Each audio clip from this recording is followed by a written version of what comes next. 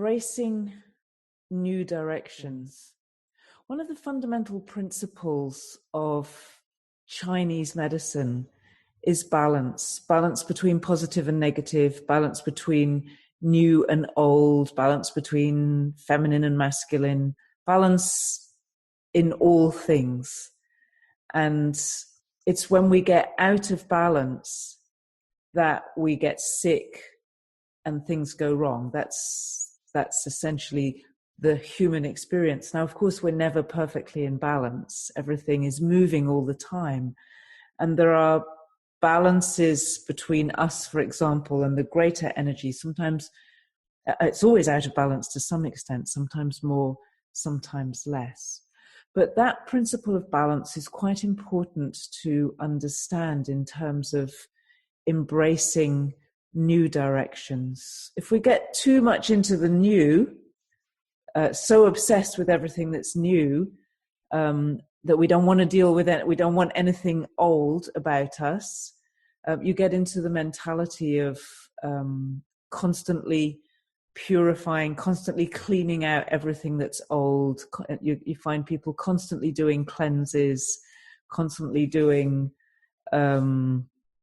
fasts or ways of purifying and cleaning everything.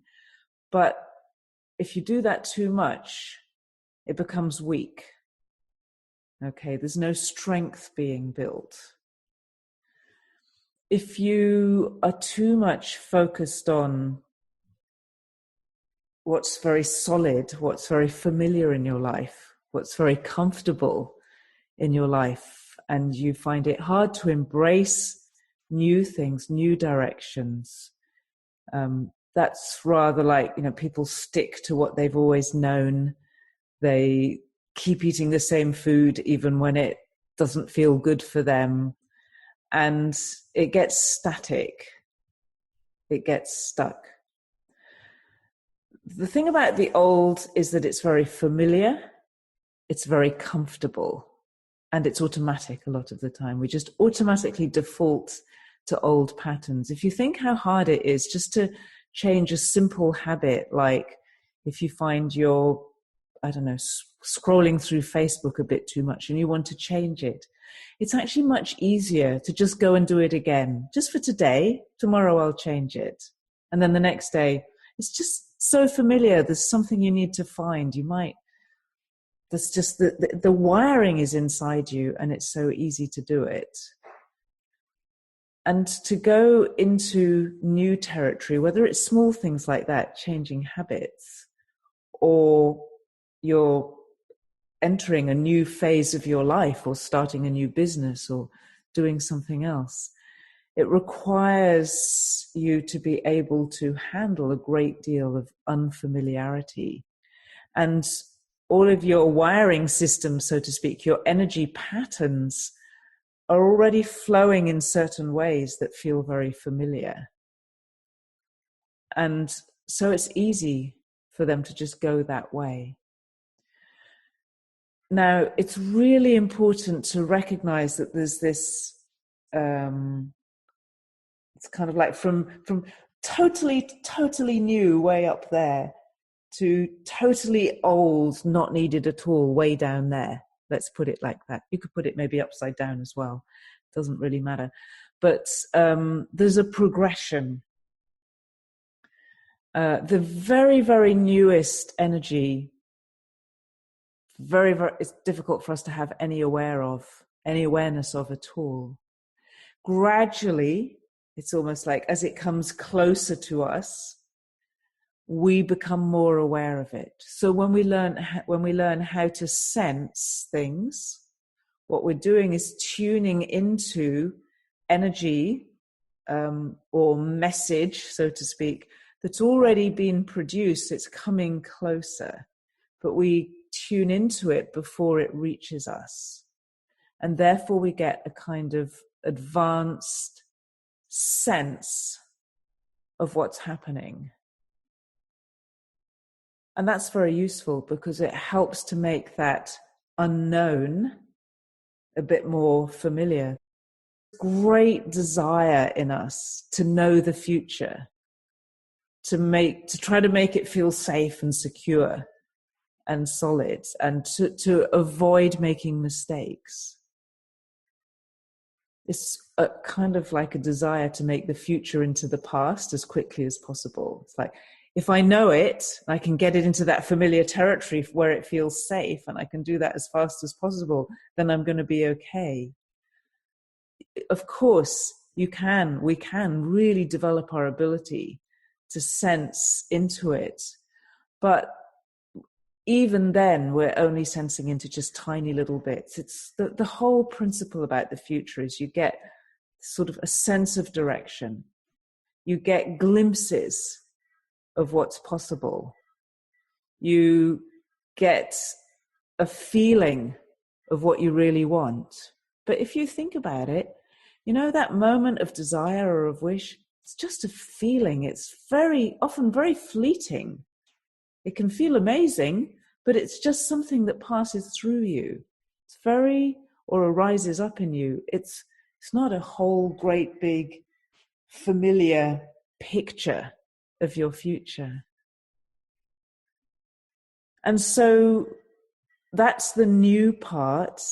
And as that new comes in, it becomes part of your experience, and it gradually becomes more and more familiar. You start to build habits around it. You start to build wiring around it. So you know how to get into that place again and again. And it gives you a lot of nutrition for your life. It gives you something really valuable. So that energy that is what's currently really producing the results in your life, that's not the very new energy. The very, very, very new energy is future results. It's not current results. And that's why it's important to appreciate also where you are. Don't be too much of a rush to get out there, because it's really important to build or to allow the full expression of what was out there in your future and is now here. And it's interesting, if you look at different people on Roger Hamilton's wealth system, you'll see the creators are very much locked into what's up here. And it's often hard for them to bring it all the way through. The greatest frustration of creators is getting it all the way down to here. And very often they'll walk away from businesses that they've made because that implementation, that execution stage is boring for them. But it's where you get the fulfillment of your idea. The wealth isn't in the idea. The wealth is in bringing that idea all the way into reality and fulfilling its potential. So you'll see people who have lots of ideas, they try new things all the time, they never fulfill the potential of the ideas. You also see people at the other end of the spectrum who don't have ideas very much, but are very good at making the most of very little. It astonishes me sometimes when I learn about internet marketing. The guys who have no business, they have no ideas at all. They're very much at the technical end of business, and in this particular case of marketing. And so they'll pick up somebody else's business. Maybe they'll be affiliates. They're very, very technical in the way they do everything. Or they will do all this stuff where they look for a niche, and they have these very technical systems for identifying a niche in the markets. And so they use Google searches and a whole lot of analytics simply to find out what it is that people are looking for right now. And then they build a business around that. And it's got to be exactly the right size so that it all fits. And so you get these guys. I've come across these guys. I think there was one I remember, he discovered that there was a niche for scrapbooking. There was a rising trend in America, mostly of women who were making scrapbooks like we used to when we were kids. It was a whole fashion called scrapbooking. And so he made a book, an ebook, which he sold, and was very, very successful in selling this ebook on scrapbooking. completely different kind of profile. But the point is that he made so much out of the fulfillment of actually what was a tiny idea. And so he was very good. And there are many examples. There was another one, Ryan Levesque is his name, is a guy. He wrote a very good book, very useful, interesting book called Ask, which is really how to ask questions so you find out what people want so that you can sell far more to them and make what they want, actually. But it also led him to making, it wasn't about tapestry, but it was something so out of his field, but he could see that. So the point is that kind of energy, that kind of person is very much located in the energy that is not completely fresh and new, but it's also not old yet. It's that energy that is kind of in you, really in you. It's what gives you that's what supplies and gives you the abundance. So if you look at abundance, when you first feel it, you get this, like, I can feel the abundance. I first sense this message. Oh my goodness, there's all this stuff coming to me, but it's not here yet. And if you're only up there and you're not here, you can be constantly feeling what's up there. And sometimes people will, it's almost like once it gets a bit close, it's a bit boring, that they let go of it too quickly. So we need to let it come all the way in and find its fulfillment, find its expression here. Ground it into reality so that it gets its fullest expression. And then at a certain point, it'll start to shrink. It'll just start to feel less powerful. It'll start to get too old. And of course, that's where we so often want to hold on. Now, if you look at something like a relationship, that's quite an interesting moment. There will almost inevitably be a time when it feels like it's getting old and it feels like it's shrinking. It doesn't have the potential it had. So, that the idea of having a relationship is up here, the concept, the vision, and then it sort of comes here. I don't mean this physically. I'm just trying to get this sort of picture. It sort of comes here and you're dating and it's coming closer. And if you decide to go ahead, it comes more and more into your reality. And then it may nourish your life for many years. So every idea has a different period of currency. A good relationship could last 30, 40, 50 years.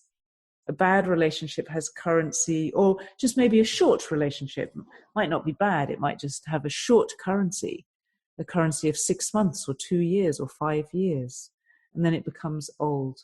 The interesting thing, of course, and this is especially the case with relationships, I find, is that because there are two people there, sometimes a relationship that's feeling old can be renewed by bringing in a whole lot of new energy into it.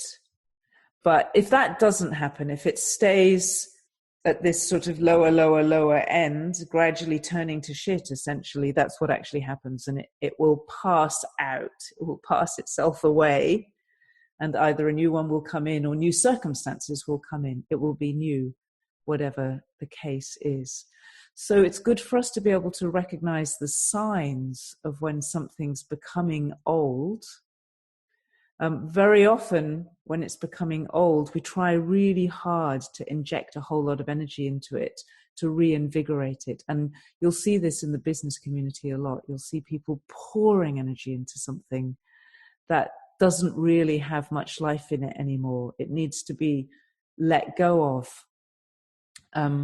And we need to understand where we tend to function best, but recognize that if you want a balanced life, which is healthy, all of those stages are necessary. So it's as necessary to let go as it is to embrace the new. Now, we can look also at the feelings of those different stages. So the feelings you get when you tune into the very, very new energy, the very cutting energy, very cutting edge energy, that's a very fine, very subtle feeling. It's very, how can I say it? It's almost refined, but that's not the right word for it. It's very beautiful because it's very fresh energy, but it's very subtle. It's not at the level of being exciting yet. People don't get pumped. I was talking with somebody yesterday who said, I was really pumped about the new year. He'd kind of gone from there and brought it so that it was becoming plans and quite well-formed ideas. He was setting up his whole year.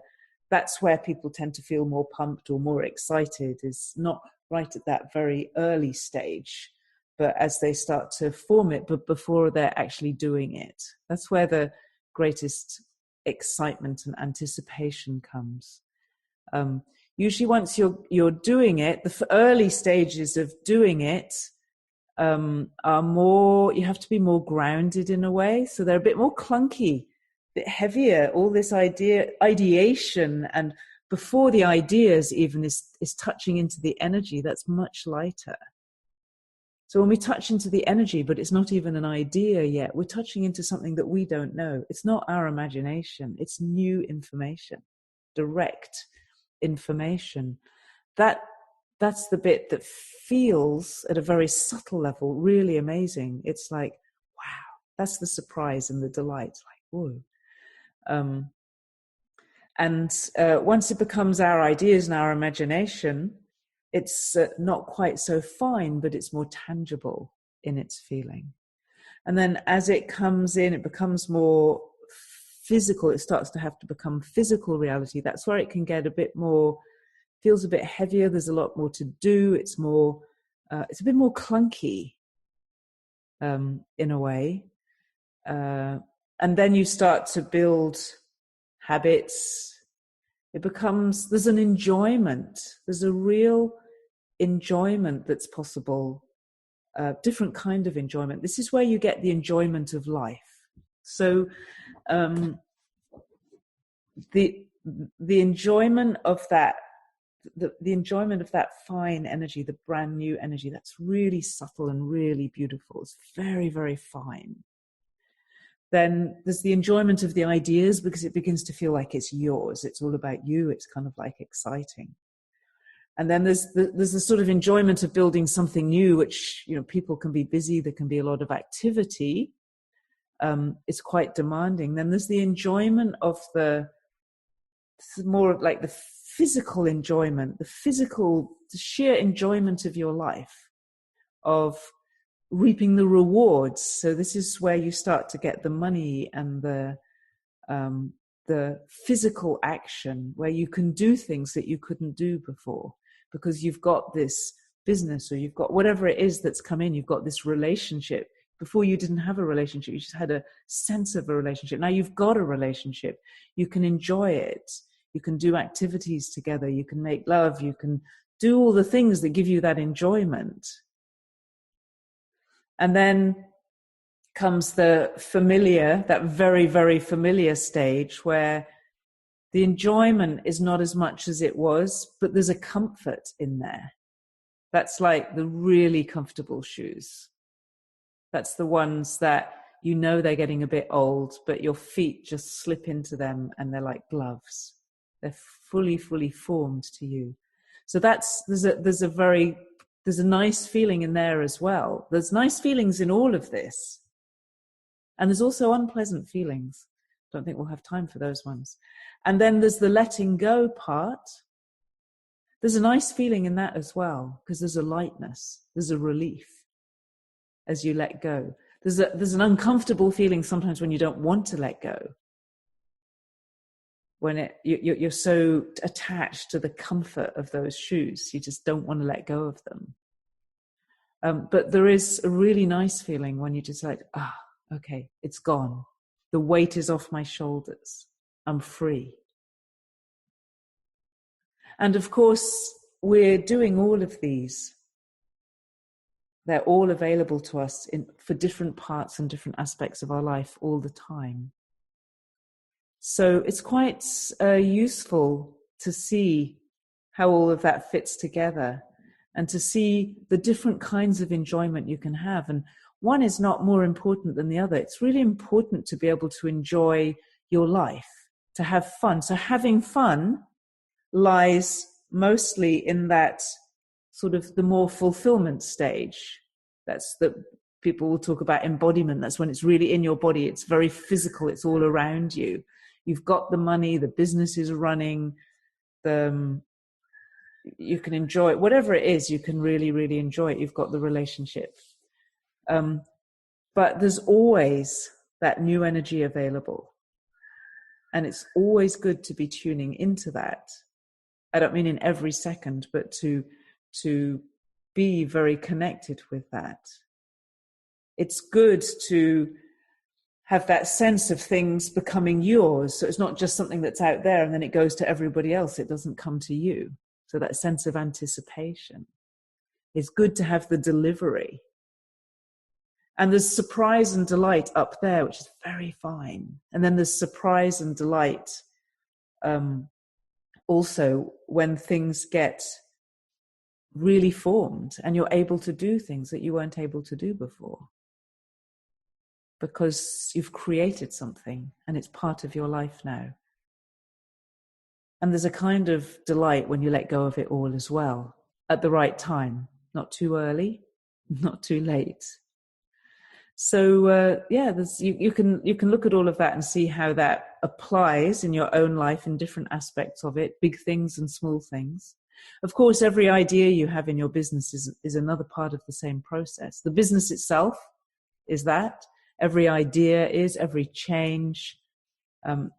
So it's all happening all the time. And just one thing to be aware of, that bit at the top, the new stuff coming in, it doesn't belong to you at the beginning. Okay? It's kind of universal. It's just being delivered everywhere. It's the message. It's evolution. So that when I talk about what are you putting your hand up for, that's the bit where you say, oh yeah, I'm gonna take that bit. So there's a lot that you don't take. And some of that will depend on your nature. You know, some people are going to take certain types of opportunities and messages, others will take something else. Okay, so there's a little bit of a picture of what's happening energetically, so to speak, and what the experience is from new all the way through to very old and done. And it's important not to deny any parts of that process if you want to have a healthy life and a business that sustains you and a relationship that you love and enjoy and a body that's fit for purpose.